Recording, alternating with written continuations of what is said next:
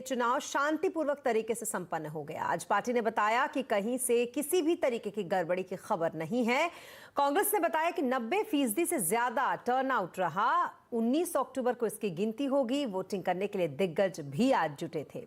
सोनिया गांधी, राहुल गांधी, मनमोहन सिंह समेत कई दिग्गजों ने अपने मताधिकार का इस्तेमाल किया। दरअसल अध्यक्ष पद के लिए कांग्रेस के वरिष्ठ नेता मल्लिकार्जुन खड़गे और सांसद शशि थरूर के बीच सीधा मुकाबला है। 24 साल में यह पहला मौका है जब कांग्रेस अध्यक्ष पद के लिए नेहरू गांधी परिवार का कोई भी सदस्य मैदान में नहीं है। तो वहीं चुनाव पूरा होने के बाद कांग्रेस चुनाव प्राधिकरण के चेयरमैन मधुसूदन मिस्त्री ने कहा कि पारदर्शिता के साथ कांग्रेस पार्टी ने चुनाव कराया और दूसरी राजनीतिक पार्टियां कांग्रेस से ये लोकतंत्र पर सीख सकती हैं कि कैसे लोकतंत्र को जीवंत रखा जाता है। बहुत बड़ी अचीवमेंट है और पॉलिटिकल पार्टी डेमोक्रेटिकली बिल्कुल ओपन प्रोसेस के साथ में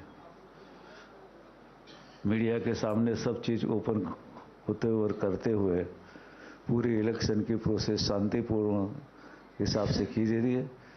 जो कोई ऐसा बोलता है कहे कि पार्टी में डेमोक्रेसी नहीं है, तो ये डेमोक्रेसी का एक उदाहरण है कि पार्टी में इंटरनल डेमोक्रेसी क्या होती है, वो कांग्रेस पार्टी ने आज फिर से एक बार प्रूव करके दिया है। जो दूसरी पार्टी उससे सबक लेना चाहे तो ले सकती है।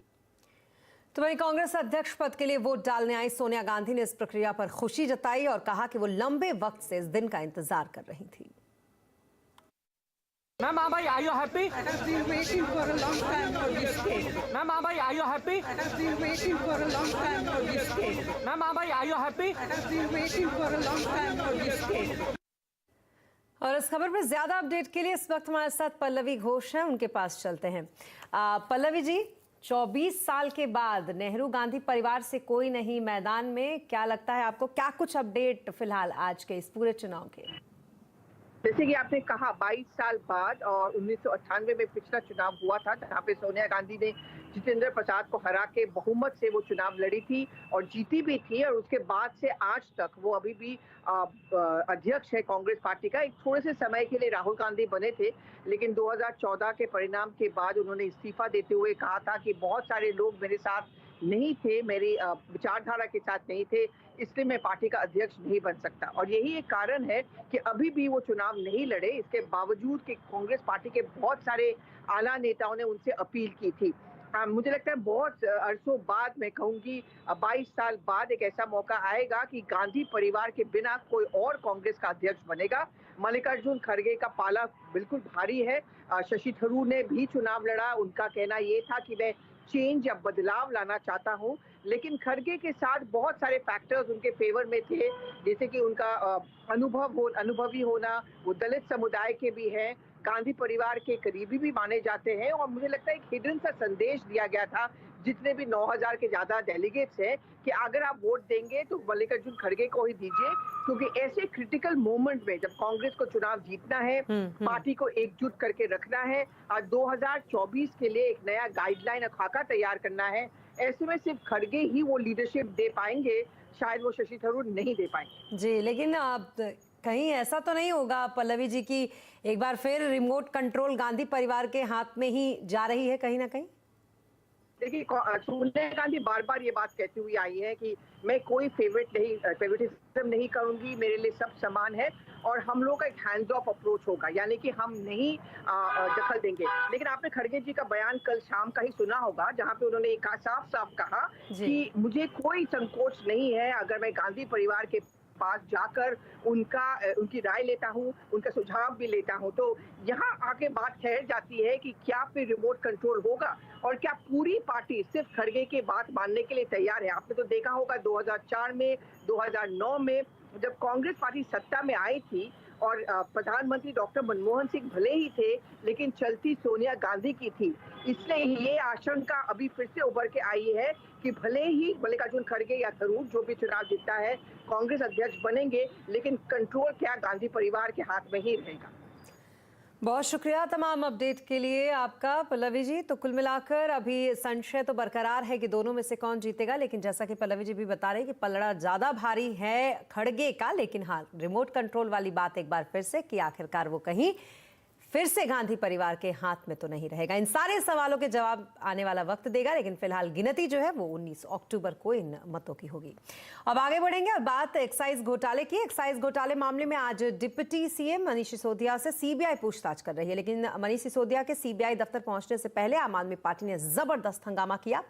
मनीष सिसोदिया मार्च निकालकर सीबीआई दफ्तर पहुंचे। सीबीआई दफ्तर से पहले वो आम आदमी पार्टी के दफ्तर पहुंचे, फिर वो राजघाट भी गए। इस दौरान उनके साथ बड़ी संख्या में आप समर्थक मौजूद रहे। आपके नेता सीबीआई दफ्तर के बाहर धरने पर बैठ गए। आम आदमी पार्टी ये दावा कर रही है कि सीबीआई सिसोदिया को गिरफ्तार करने वाली है। इस बीच अरविंद केजरीवाल ने ट्वीट कर कहा कि 8 दिसंबर को गुजरात के नतीजे आएंगे। ये लोग तब तक मनीष को जेल में रखेंगे ताकि मनीष गुजरात चुनाव में प्रचार के लिए ना आ पाए।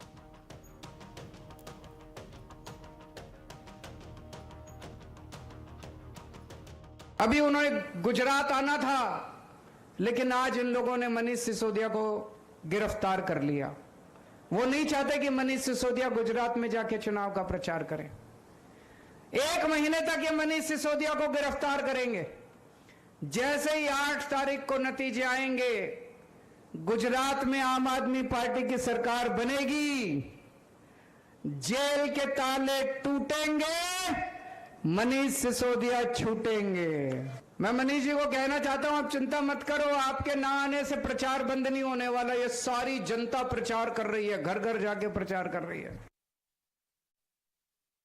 आज गुजरात में लोग बहुत उम्मीद से आम आदमी पार्टी को देख रहे हैं। ये लोग मुझे जेल में डालने की तैयारी इसीलिए कर रहे हैं क्योंकि इनको लगता है कि मैं गुजरात जाऊंगा तो लोगों के स्कूल बनने की उम्मीद और मजबूत होगी। मैं जब गुजरात गया, गुजरात के लोगों ने मुझसे यही कहा कि दिल्ली की तरह हमारे भी स्कूल बनवा देना। हम इस बार आम आदमी पार्टी को सरकार बनवाएंगे, आम आदमी पार्टी को वोट देने वाले हैं। गुजरात में भारतीय जनता पार्टी बुरी तरह से हार रही है और आम आदमी पार्टी की सरकार बनने वाली है। जी हाँ, तो कुछ इस तरीके से पहुंचे वो सीबीआई दफ्तर आज, और इस पर बीजेपी ने आपके इस विरोध प्रदर्शन पर तंज कसते हुए इसे भ्रष्टाचार का जश्न बताया।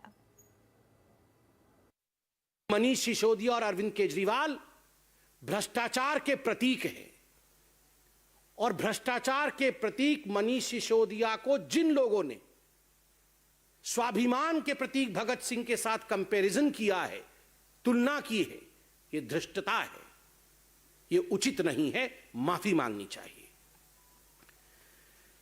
और एक नया प्रचलन आजकल शुरू हो गया है, जब भ्रष्टाचारियों से आजकल सवाल जवाब करने के लिए उन्हें बुलाया जाता है, उन्हें चिट्ठी भेजी जाती है, तो ये सबसे पहले